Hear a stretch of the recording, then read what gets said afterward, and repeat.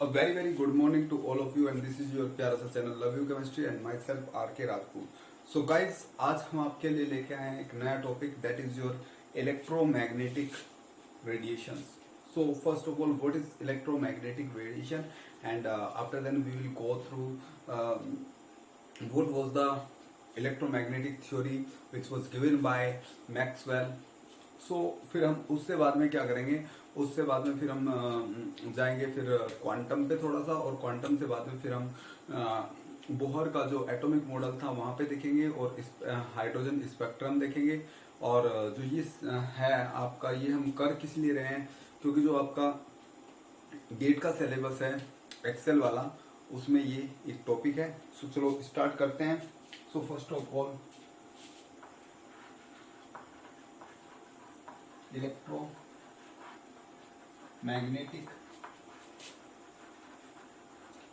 radiation. So this is very important. This is also important for 11th, 12th, then BSc, MSc and all the examination, because this is the basic of science. So okay. So first of all, what is electromagnetic radiation? If I will heat a iron rod, let's say मेरे पास कोई भी metal की road है, let's say iron rod ही है, और मैं उसे heat करता हूँ, क्या करता हूँ, हीट करता हूँ, तो इसमें से क्या होता है, रेडिएशन निकलते हैं। क्या निकलते हैं, रेडिएशन। वो रेडिएशन हीट रेडिएशन हो सकता है, वो हीट हो सकता है, ठीक है ना, और वो आपका लाइट हो सकता है। फॉर एग्जांपल जब आप आयरन को हीट करते हो तो हीट करने में पहले वो रेडिश हो जाता है, पहले वो रेड कलर का हो जाता है, ठीक है ना, और उसके बाद फिर वो येलो कलर का हो जाता है, और फिर वो व्हाइट कलर का हो जाता है अगर आप और ज्यादा हीट करते हो, ठीक है ना। मीन्स आप हीट कर रहे हो, आयरन को हीट कर रहे हो, आप लोगों ने देखा होगा तो वो रेड कलर का हो जाता है, ठीक है ना। टेम्परेचर और बढ़ा रहे हो और बढ़ा रहे हो और बढ़ा रहे हो तो एक टाइम पे वो येलो इस कलर का हो जाता है, फिर और बढ़ा रहे हो तो वो आप एक टाइम पे वो व्हाइट इस कलर का हो जाता है, यानी कि हाई टेम्परेचर पे। ये क्यों ऐसे कलर दे रहे हैं वो आपको हमने ब्लैक बॉडी रेडिएशन में पढ़ाया था, वहां पे आपको अच्छे से समझ में आया होगा। तो जनरली अगर आप यहाँ पे देखो तो ये जो आपका लाइट रेडिएशन आ रहा है, ये लाइट आ रहा है, ये भी एक टाइप का रेडिएशन है और ये भी रेडिएशन है। मीन्स आप क्या कर रहे हो, मेटल को हीट कर रहे हो और हीट करने पे आपको रेडिएशन प्रोड्यूस हो रही है, and these radiation are called electromagnetic radiation. So अब आप कहोगे क्या हीट भी रेडिएशन है? हाँ जी, हीट भी रेडिएशन है। आपका जो यहाँ से लाइट निकल रहा है वो भी क्या है, रेडिएशन है। समझ में आ रहा है? तो ये होते हैं इलेक्ट्रोमैग्नेटिक रेडिएशन। नाउ अगर अब मैं बात करूं, जो इलेक्ट्रोमैग्नेटिक रेडिएशन होती है वो दो कंपोनेंट से मिलकर बनी होती है। कितने कंपोनेंट से मिलकर बनी होती है? दो कंपोनेंट से। ध्यान से देखना, एक कंपोनेंट होता है उसमें इलेक्ट्रिक कंपोनेंट, यानी कि जो आपकी रेडिएशन होते हैं इलेक्ट्रिक कंपोनेंट होता है इनमें ये, और एक होता है इनमें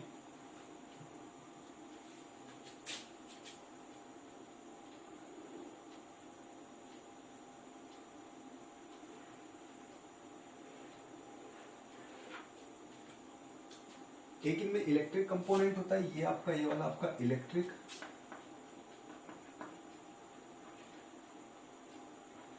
कंपोनेंट, और ये जो आपका येलो में है, ये येलो इस कलर वाला, ये है आपका मैग्नेटिक कंपोनेंट।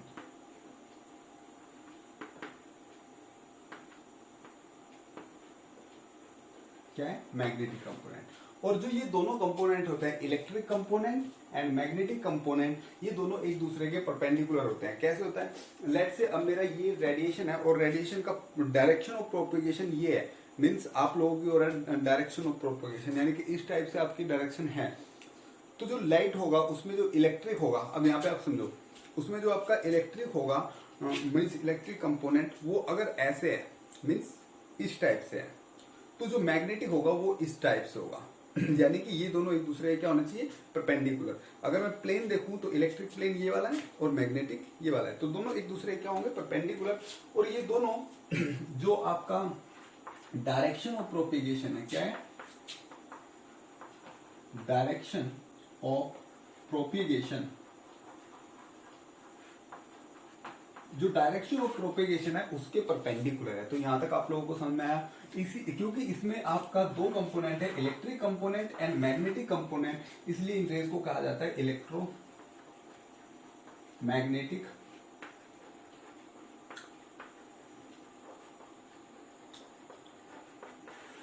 कंपोनेंट। क्या कहता है? Electromagnetic component. तो आई होप आप लोगों को अच्छे समझ में आया होगा। ओके, अब हम आगे चलते हैं। तो किसी इलेक्ट्रोमैग्नेटिक रेज को समझने के लिए कुछ इंपॉर्टेंट टर्म्स होती है, वो टर्म्स हम देख लेते हैं क्या क्या होती है। सबसे पहले ये आपकी वेव है या रेडिएशन है। रेडिएशन मैक्सवेल ने बताया था कि जो रेडिएशन होती है वो आपकी क्या होती है, लाइट, वो लाइट रेडिएशन हो चाहे वो हीट हो, जो रेडिएशन होती है वो वेव फॉर्म में होती है। कैसी होती है? वेव फॉर्म में होती है। तो सबसे पहले क्या होता है, अगर आपका कोई वेव है तो हर वेव का एक वेवलेंथ होता है। क्या होता है? वेवलेंथ होता है। वेवलेंथ होता है जिसे आप लैम्डा से रिप्रेजेंट करते हो। किससे रिप्रेजेंट करते हो? लैम्डा से रिप्रेजेंट करते हो। अब देखते हैं क्या होता है वेवलेंथ। वेवलेंथ होता है जनरली, देखो अगर मैं इस वेव की बात करूं तो इस वेव में जो ये ऊपर वाला पार्ट है यानी कि जो हाइट है उसे कहते हैं क्रस्ट।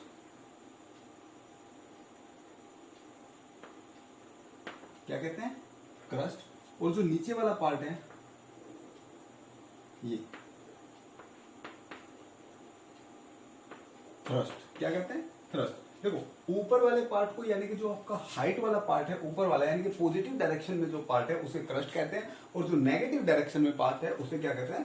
थ्रस्ट कहते हैं। ओके, और जो यहाँ पे ये आपका मैक्सिमम वैल्यू है, यहाँ से जो ये मैक्सिमम पॉइंट है यानी कि आप कह सकते हो जो पीक पॉइंट है, इस डायरेक्शन को यानी कि यहाँ से यहाँ तक की डिस्टेंस को आप कहते हो, इसे आप कहते हो एम्पलीट्यूड। क्या कहते हो?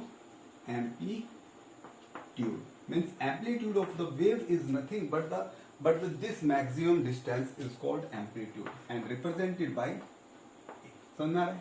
ओके, अब जो आपके दो क्रस्ट के जो मैक्सिमम पॉइंट है उनके बीच की जो डिस्टेंस होती है, the distance between these two crest is known as wavelength and represented by lambda, और you can say the distance between two thrust is also known as lambda. Okay, तो lambda होती है ये, वेवलेंथ होती है ये, यानी कि यहां से यहां तक की जो आपकी डिस्टेंस होती है क्या कहलाती है? 1 लैम्डा कहलाती है। या आप कह रहे हो यहां से यहां तक की, यहां से यहां तक की क्या कहलाती है? लैम्डा कहलाती है। या अब ध्यान से देखना, ये डिस्टेंस यहां से यहां तक की भी एक क्या कहलाती है? एक लैम्डा कहलाती है। ठीक है ना? एक वेव लेंथ कहलाती है। तो एक वेव की लेंथ को आप या तो इस टाइप से डिफाइन कर सकते हो, इस टाइप से, या इस टाइप से आप डिफाइन कर सकते हो। तो वेवलेंथ आप लोगों को समझ में आया क्या होता है वेवलेंथ? ओके, वेवलेंथ की जो यूनिट होती है वो होती है जी आपकी मीटर। क्या होती है? मीटर। क्योंकि ये टाइप से लेंथ है तो लेंथ की यूनिट क्या होती है? मीटर होती है। सेंटीमीटर भी आप कह सकते हो, ठीक है ना? ऐसा यूनिट की बात करो तो मीटर होगी ना। सेंटीमीटर आप कह सकते हो, आप इसे नैनोमीटर में मेजर करते हो, क्वांटम में मोस्टली नैनोमीटर में हम करते हैं, और आप इसे एंगस्ट्रॉम में भी करते हो, कहीं कहीं पर आप इसे पिकोमीटर में मेजर करते हो। आप लोगों को पता है एक सॉरी, एक एंगस्ट्रॉम इज इक्वल टू होता है 10⁻⁻10 मीटर, और एक नैनोमीटर इज इक्वल टू होता है 10⁻⁹ मीटर, और एक पिकोमीटर इज इक्वल टू होता है 10⁻12 मीटर। तो आप लोगों को अच्छे समझ में आएगा क्या होता है वेवलेंथ। ओके, इससे बाद में हम बात करते हैं नंबर 2। सेकंड नंबर पे हम बात करते हैं फ्रीक्वेंसी।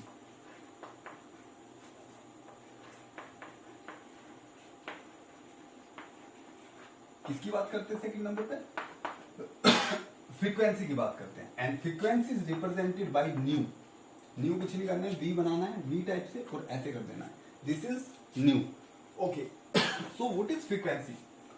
सो अगर मैं अब यहाँ पे एक होल लूं, एक छोटा सा एक होल लूं, एक पॉइंट लूं, मैं कह सकता हूं ये एक पॉइंट है, तो इस पॉइंट से अगर मैं वेव को पास करूं तो एक सेकंड में जितनी वेव यहां से पास होगी, एक सेकंड में जितने वेव यहां से पास होगी, that is called frequency of the wave. ठीक है ना? समझ में आ रहा है कि एक पॉइंट से एक सेकंड में जितनी वेव पास होती है, that is called frequency of wave. And और I can say the cycle means आपको पता है ये एक साइकिल होता है, यहां से यहां तक का एक साइकिल, या आप इसे कह लो तो ये एक साइकिल होता है। तो means cycle per second, means एक सेकंड में कितने साइकिल पास हो रहे हैं, that is called frequency represented by nu. So अगर मैं यूनिट की बात करूं तो पर सेकंड है, तो इसकी यूनिट होती है एस इनवर्स। क्या होती है?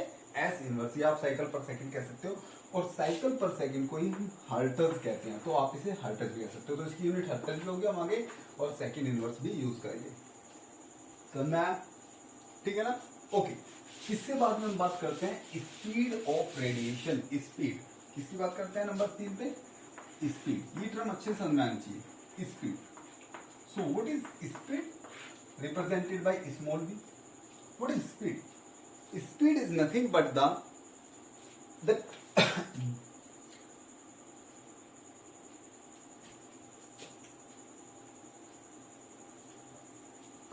कि आपका, अगर आपके पास एक वेव है, वो एक सेकंड में कितना डिस्टेंस कवर कर रही है, means how much distance it will cover in 1 second. एक सेकंड में जितना डिस्टेंस कवर करेगी, दैट इज कॉल्ड स्पीड। आप लोगों ने स्पीड के लिए एक फॉर्मूला भी पढ़ा होगा, डिस्टेंस अपॉन टाइम। मीन्स अगर मैं इसे एक सेकंड ले लूं, तो एक सेकंड में वो कितनी डिस्टेंस कवर कर रहा है, दैट इज कॉल्ड स्पीड। सो यहां पे भी स्पीड क्या होगी कि वो वेव एक सेकंड में कितनी डिस्टेंस कवर करेगी, that is speed. So and speed is represented by v, but here in this case the speed of radiation is represented by a specific symbol, that is c, and this is also known as speed of light, and the value of this is 3 into 10 to the power 8 meter per second, or you can say 3 into 10 to the power 10 centimeter per second. Okay, means एक second में कितने centimetre या एक second में कितने metre उसने क्या क्या दूरी तय की, दैट इज कॉल्ड स्पीड। समझ में आया? Okay, next is wave number.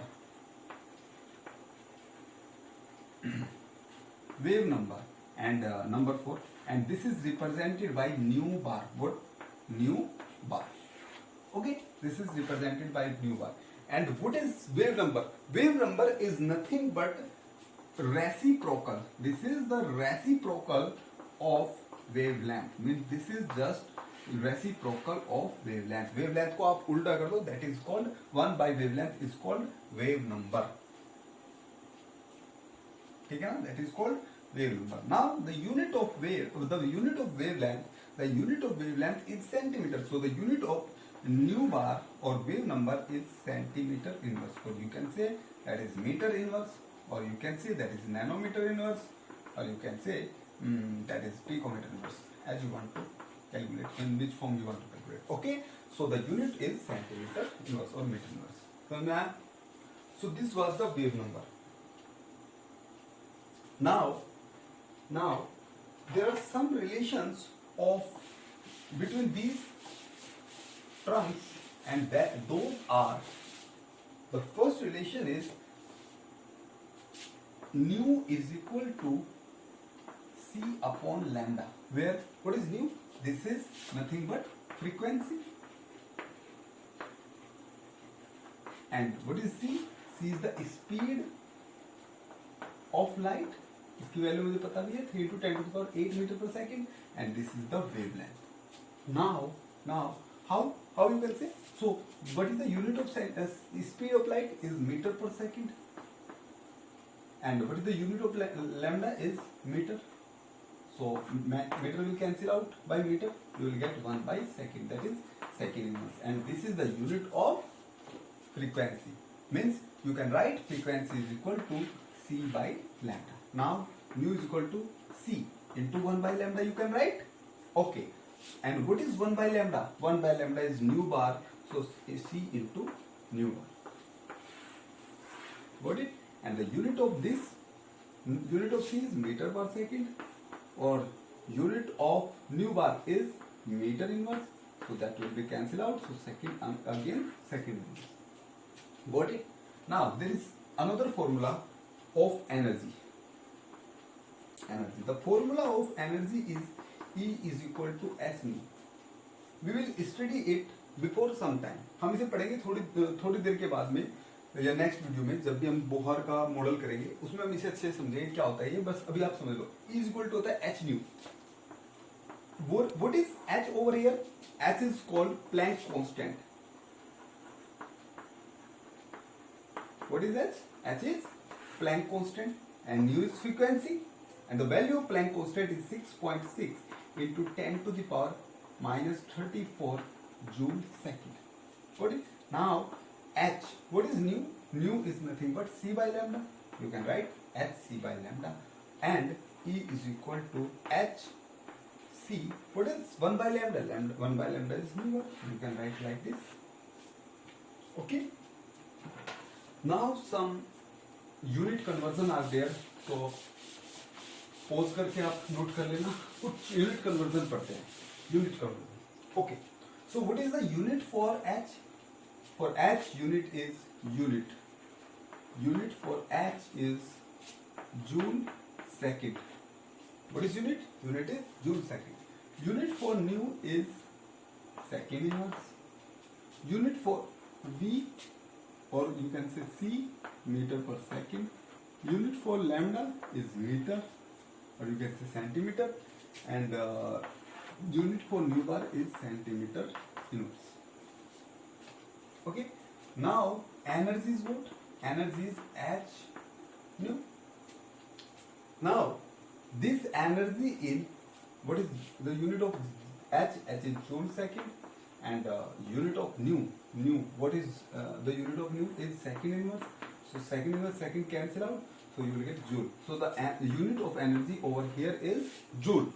Now अगर मैं आपसे कहूँ कि एनर्जी निकालो सेंटीमीटर इनवर्स में, मीन्स आपको एनर्जी निकालना है सेंटीमीटर इनवर्स में। So what will be the value, what will be the unit conversion in centimetre inverse? So just have a look. So here is h nu, and what is h? H is joule second, and this is second inverse. Okay. Now क्या करना है? अब इसे centimetre inverse में लाना है, तो कैसे करें? अगर मैं इसे h से डिवाइड कर दूं, h से डिवाइड कर दूं, मीन जूल सेकंड से डिवाइड कर दूं, तो सेकंड से सेकंड कटेगा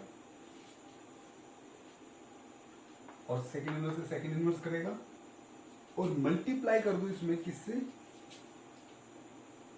न्यू बार से, और you can say that is, you can write like it like this, h c upon lambda means h c nu bar. You can write like this. Or what is the unit of h? Unit of h joule second, and unit of this is meter per second, and unit of this is meter inverse. Meter cancel out, and second cancel out, that is joule. And if you want to it in meter inverse this, so you have to divide it by hc. If hc cancel out by hc, then joule second into meter per second inverse cancel out, and you will get the energy in meter inverse. So you can convert the units itself. Got it? So unit आप convert कर सकते हो, यहाँ तक समझ में? Okay. अब जो ये एनर्जी होती है, एनर्जी को आपने देखा है कि अगर मैं एनर्जी को डिस्ट्रीब्यूट करता हूँ, एनर्जी को अगर मैं डिस्ट्रीब्यूट करूँ तो वो कहलाता है स्पेक्ट्रम। तो अब अगर मैं यहाँ पे स्पेक्ट्रम देखूँ कि ये एनर्जी फर्दर किस पार्ट कैसे डिवाइड है और कैसे कैसे ये अरेंज होती है, तो उसे हम कहते हैं स्पेक्ट्रम। तो अब देख लेता हूँ मैं इलेक्ट्रोमैग्नेटिक स्पेक्ट्रम।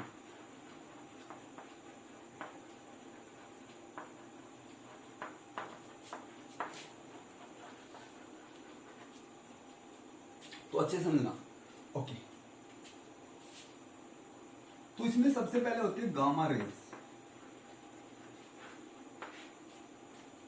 फिर होती है एक्स रेज,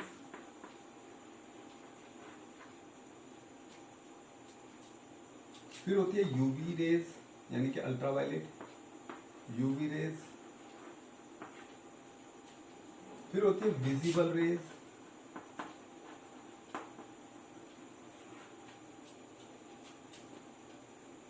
ठीक है ना, फिर होती है इंफ्रारेड,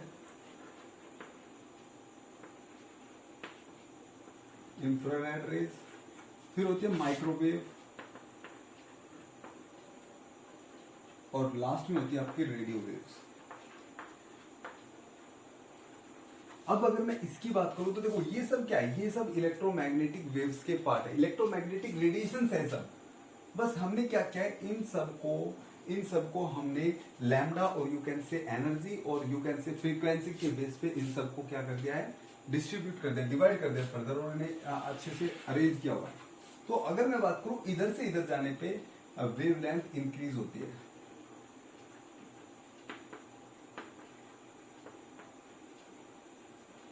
क्या हो रही है, इधर से इधर जाने पे वेवलेंथ इंक्रीज होती है। अब आपको पता है न्यू क्या होता है, इनवर्सली प्रोपोर्शनल होता है वेवलेंथ के। तो फ्रीक्वेंसी क्या हो रही है, डिक्रीज हो रही है, फ्रीक्वेंसी डिक्रीज हो रही है, और जब फ्रीक्वेंसी डिक्रीज होगी तो एनर्जी भी क्या हो रही है, डिक्रीज हो रही है।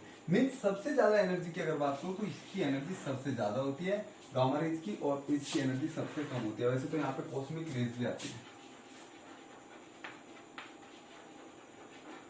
ठीक है ना, और इसकी एनर्जी सबसे कम होती है। अगर मैं वेवलेंथ की बात करूं तो इसकी वेवलेंथ सबसे ज्यादा होती है और इसकी वेवलेंथ सबसे कम होती है। समझ में आया? ओके, इसकी वेवलेंथ सबसे कम, इसकी वेवलेंथ सबसे ज्यादा, इसकी एनर्जी सबसे कम, इसकी एनर्जी सबसे ज्यादा। समझ में आया? ओके, इन्हें याद करना कैसे है, इन्हें याद भी तो करना पड़ेगा। तो इन्हें याद करने के लिए बहुत ही सिंपल निमोनिक है हमारे पास। देखो निमोनिक ये है गाड़ी। अब आपने एक गाड़ी का नाम सुना होगा XUV, महिंद्रा की गाड़ी है XUV,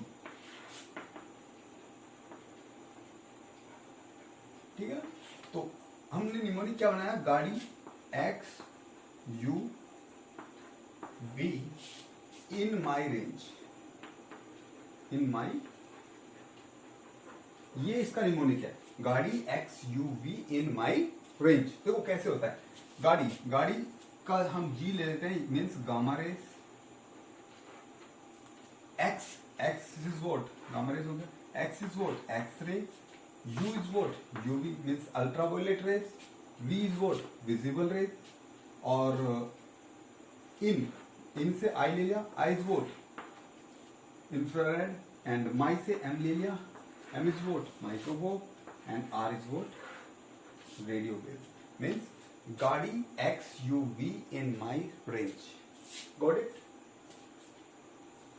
तो समझना है, इधर से इधर जाने पे क्या होता है, आपका एनर्जी डिक्रीज होता है और लैम्डा इंक्रीज होता है, ठीक है ना। अब देखो ध्यान से, अगर हमने इस विजिबल वाले को, ये देखो मेरे मोस्ट इंपोर्टेंट, मेरे बहुत ज्यादा काम करता है विजिबल, क्योंकि हमें इस पूरे स्पेक्ट्रम में ओनली ये दिखाई देता है। क्योंकि अगर हम इधर जाएंगे तो हमारी फ्रीक्वेंसी डिक्रीज हो जाएगी, जो हमारी आई की फ्रीक्वेंसी होती है उससे डिक्रीज हो जाएगी, और इधर जाके फ्रीक्वेंसी इंक्रीज हो जाएगी। तो ये मेरी फ्रीक्वेंसी से मैच नहीं होगी, इसलिए हम इन्हें देख नहीं पाते, और इन वाली को हम बस देख सकते हैं जो विजिबल रेंज में आती है। विजिबल रेंज में कौन सी रेंज आती है, जिनकी आपकी, जिनका लैम्डा, जिनका वेवलेंथ 4000 एंगस्ट्रॉम और यू कैन से 400 नैनोमीटर, 400 नैनोमीटर से 8000 एंगस्ट्रॉम और 800 नैनोमीटर तक होता है। जिनका लैम्डा इसके बीच में लाई करता है वो सबको हम देख सकते हैं, वो सब होती है विजिबल। अब उसमें कौन कौन सी होती है, आपने ये पढ़ाई होगा, विबग्योर, VIBGYOR,